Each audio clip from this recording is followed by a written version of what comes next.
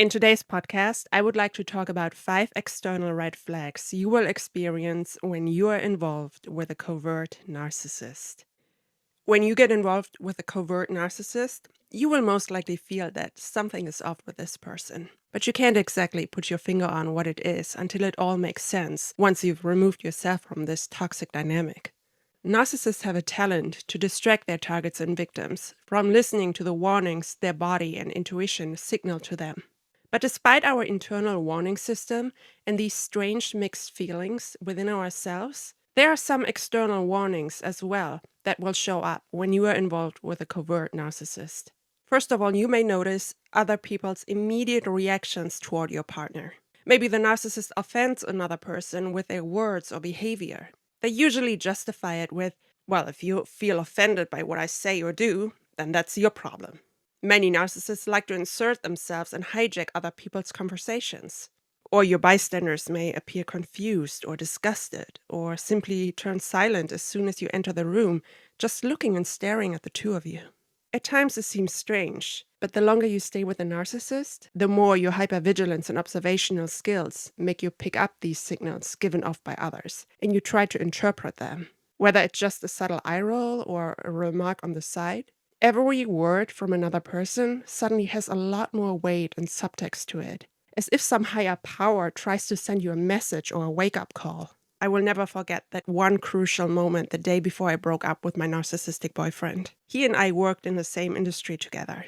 I was at work, and one of our co-workers, who happened to be there that evening, knew very well what dangerous person I had gotten involved with. On that day, I had a lengthy phone call with another co-worker during our lunch break, and I learned the whole truth about an incident that happened a long time ago, telling me that my life, and probably also my career and reputation, were in danger if I were to stay with him any longer. As I was leaving the workplace at the end of the day, my other co-worker came down the hallway toward me from the opposite direction. He said, "See you, Sarah." I said, "See you." Then there was a brief pause before he added, "Hopefully soon again." Given the secret that had been exposed to me during our lunch break, I felt this immediate shudder running down my spine. It was as if the moment continued in slow motion, and as I turned around, he vanished like a ghost behind a wall.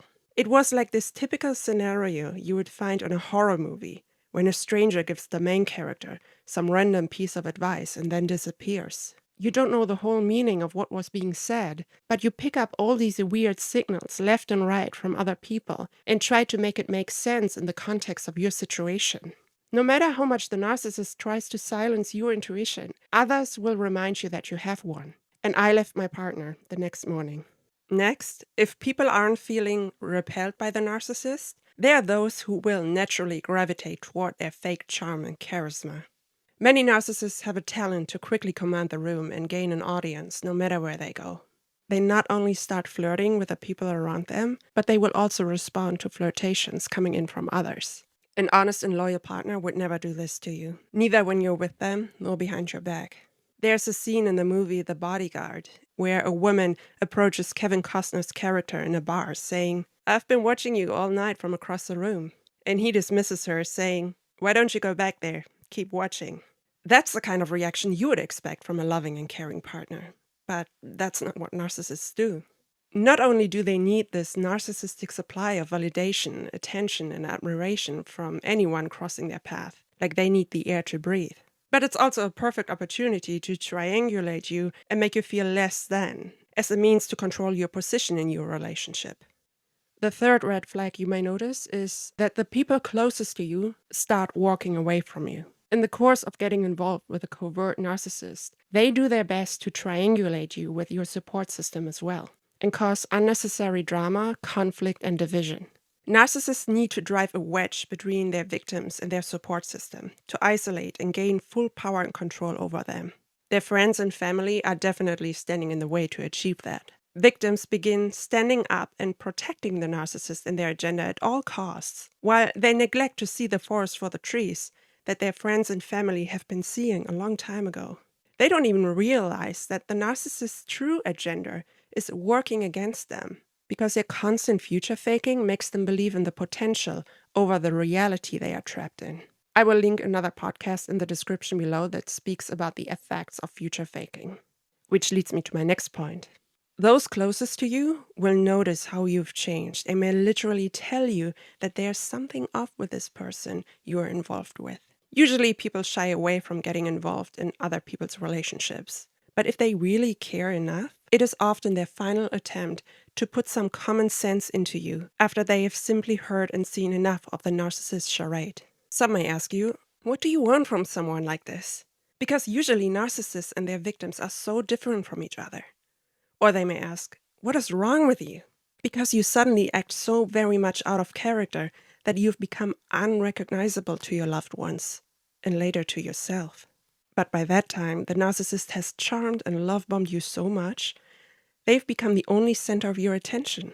You don't want to believe a single word your friends or family are telling you. Quite the opposite. You'll be antagonizing them and side with the narcissist even further, to the point you end up completely isolating yourself. It's an easy game for them when that starts to happen. Once you're in the devaluation phase, you will experience cognitive dissonance and hopefully remember the concerns your family and friends had in the beginning. But whether they still want to help you and be your support system once you've decided to walk away from the narcissist, that is another question. Unfortunately, victims of narcissistic abuse also do horrendous things under the spell and in favor of the narcissist, and burn a lot of their bridges forever.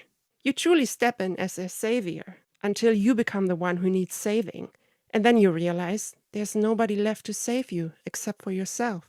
And as you progress in this karmic dynamic and keep on deteriorating in this toxic environment, you will start attracting a lot of bad luck. It's as if you're always at the wrong place at the wrong time. You don't get what you want. Things are just not working out anymore as they used to. You feel stressed and exhausted at all times. You end up having accidents or losing your jobs because you can't focus and bring up the energy to perform anymore.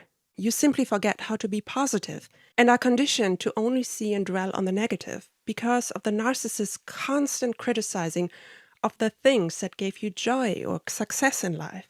Ashamed and feeling guilty, you adapt and change to not upset them anymore. And other people will pick up on that too. They may call you sarcastic or pessimistic out of a sudden. I literally had one coworker call me that, which surprised me. It was an eye-opener for sure. And in the end, you find you've become as empty and hollow as a narcissist himself.